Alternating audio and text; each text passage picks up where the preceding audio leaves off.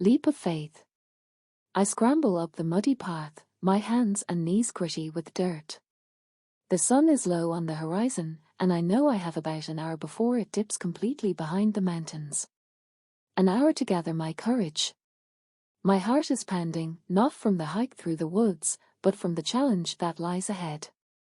I stop at the edge of the cliff and grip the ground with my toes, steadying myself as I stare at the rope swaying over the clear lake below.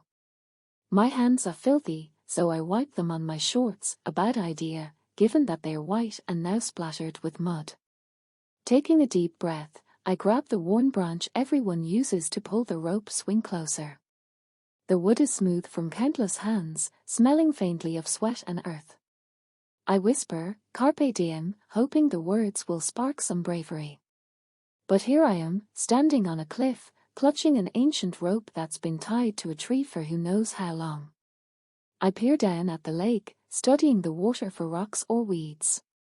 The surface is dotted with lily pads, and patches of dark water make me wonder if something is lurking underneath. It's only a 10-foot drop, but from up here, it feels like 100. Across the lake, I can just make out my friends waving and shouting encouragement. They all jumped from this spot earlier, carefree and laughing, while I watched from below, rooted in hesitation. They've all been teasing me, calling this their big leap that marks the first step into being bold, adventurous, and free. And today, I told myself, is the start of a new me. A braver me. Suddenly, I hear footsteps behind me. I turn to see Layla, one of the girls from the nearby campsite. She's a little older than me, maybe a year or two, with short brown hair that she keeps in a loose ponytail under a ball cap.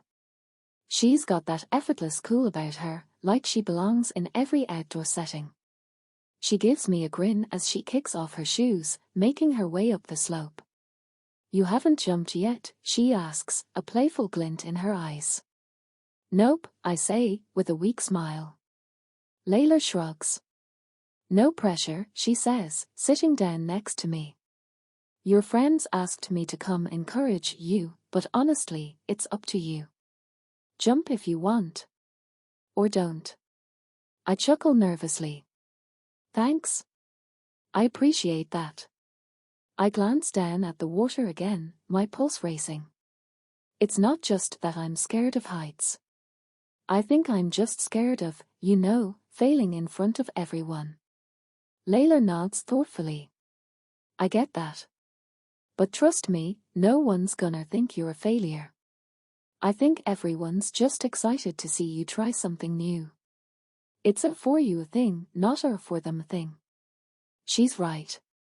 And for the first time, I feel a little spark of determination. I wrap my hands around the rope, feeling the rough fibers against my skin. Layla gives me a reassuring nod. "You got this." With one last deep breath, I take a step back, swing forward, and leap. "Let me know if you'd like further changes." As I let go of the rope, I feel a rush of air hit my face, and for a brief moment, there's nothing but weightlessness.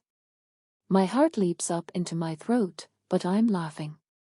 The lake glimmers below, reflecting the evening sky, and I feel a strange combination of terror and freedom. The impact is a shock, and the cold water swallows me whole. I sink down for a moment before I kick my legs and surface, gasping and exhilarated. My friends on the shore erupt into cheers, and I can see them clapping and whooping, their excitement contagious. I laugh and give them a thumbs up, feeling a surge of pride I haven't felt in a long time. Layla is still sitting on the edge of the cliff, watching me with a smile that's both proud and amused. She cups her hands around her mouth and calls down, "How was it?" "Terrifying." I shout back, grinning, "But awesome." I swim to the shore, feeling more alive than I have in ages. As I reach the bank, my friends gather around, wrapping me in a towel and slapping me on the back, congratulating me as if I had just won an Olympic medal. It feels good to be seen, to be a part of this little moment of victory. Later, as the sun dips below the horizon and the air grows chilly, we gather around the campfire, everyone passing around marshmallows and sticks. Layla joins us, pulling up a log beside me.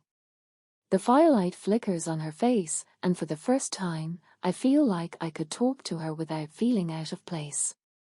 "I'm proud of you, you know," she says quietly, nudging me with her elbow. "It's hard to do something you're scared of, especially in front of other people." I shrug, smiling. "Thanks for encouraging me." It meant a lot. We sit there in comfortable silence, listening to the crackling fire and the distant calls of owls in the trees. I look around at my friends, at Layla, at the stars beginning to appear overhead, and I feel a strange sense of belonging, like I'm exactly where I'm meant to be. And I know that tomorrow, when we pack up and leave this place, I'll carry this feeling with me. This simple, silly leap has given me a memory, a reminder that sometimes the bravest thing you can do is to take a step forward, even if your legs are shaking. I close my eyes and breathe in the smell of smoke and pine, feeling grateful for this moment, for these friends, for this summer night. And maybe, just maybe, for myself. As the campfire crackles and the laughter of my friends fills the night air, I feel a sense of ease settling over me. The weight of hesitation and doubt that I carried up that cliff seems to have lifted, replaced with a warm glow that has nothing to do with the fire. Layla nudges me again, her smile visible in the flickering light. "So, are you going to become the next daredevil now?" Rope swings, cliff dives, the whole package. Her teasing tone brings a playful smirk to my face. "Maybe," I say, chuckling. "But only if I have you cheering me on." "Oh, I'll be there." With pom-poms, she jokes, lifting an imaginary pair in her hands. Our friends, caught up in their own conversations and laughter, don't seem to notice us slowly slipping away from the group. Layla and I wander down to the water's edge, where the lake stretches out, still and dark, reflecting the stars above. The air is cooler here, and the sounds of crickets and gentle water ripples fill the silence between us. I glance over at her, trying to figure out the right words to say. So much of my hesitation wasn't about the rope swing or even facing my fears, it was about being brave enough to show up fully, to let people see who I am. Layla seemed to get that without me even saying it, and now, under this blanket of stars, I feel like I don't need to hide. "Thanks for being there for me today," I say softly, breaking the silence. It's been a while since I felt, I don't know, like I could just be myself. Layla turns to me, her eyes warm. "You don't have to be anything but yourself." I'm glad you're starting to see that. The words are simple, but they mean so much. I realize how much I've been holding back, not just today, but for so long, worried about standing out, about making the wrong impression. Layla doesn't make me feel like I have to be anyone else. We stand side by side, and the cool night air wraps around us. My heart beats a little faster, but this time it's not from fear.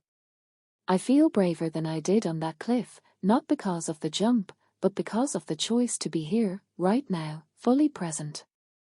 The lake is calm, but my heart races in the best way. "Do you think," I ask, barely above a whisper, "that maybe sometimes the scariest things are the ones that end up meaning the most?" Layla tilts her head, smiling. "Yeah, I think so. The best things are rarely easy." We share a quiet moment, and then she reaches out, gently taking my hand in hers. Her touch is soft, steady, and warm. I feel that same leap I had on the cliff, the same thrill of letting go, but this time without fear. The stars reflect in her eyes, and I know I'm exactly where I need to be. "Here's to more leaps," she says softly. "To more leaps," I echo, holding her hand a little tighter.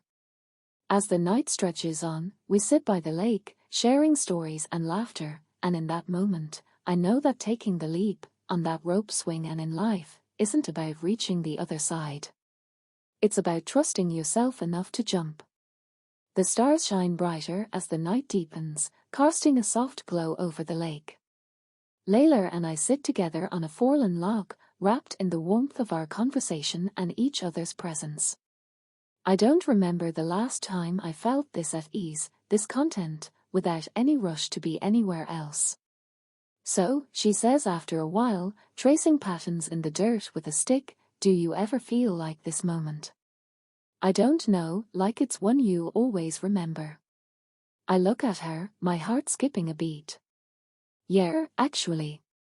It feels like the kind of night you'll look back on and wonder if it was real. She laughs softly, nudging me with her shoulder. I feel that way too. Like, maybe in the future, when life gets busy or stressful, I'll just close my eyes and think back to this night. It's nice to have that kind of memory to hold onto. We fall into a comfortable silence, and I'm overwhelmed with gratitude for this whole weekend, the chance to step out of my comfort zone, the support of my friends, and most of all, meeting Layla. I feel like I'm finally coming into my own, finding the courage to be who I want to be.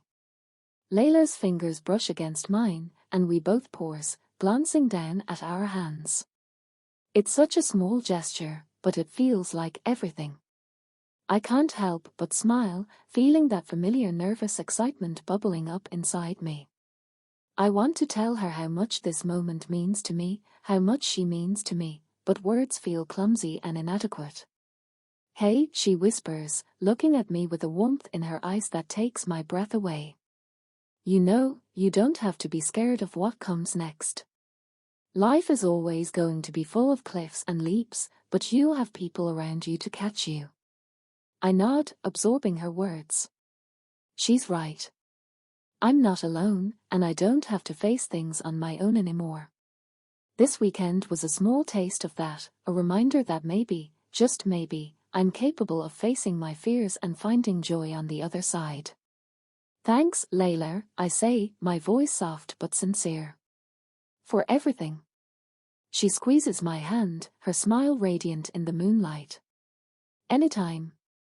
That's what friends are for, right? Friends, huh?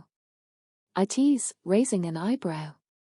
She grins, shrugging in a playful way that makes my heart race all over again. For now, she says with a wink, but who knows? Life's full of surprises. As we sit there, hand in hand, I realize that the future doesn't scare me as much as it used to.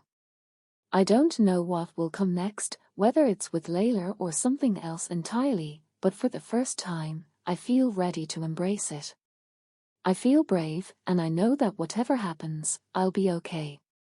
The sky starts to lighten, a faint glow appearing on the horizon as dawn begins to break. Layla and I stay by the lake, watching the world slowly come alive again, a new day full of possibilities stretching out before us. And with her by my side, I feel like I can face them all.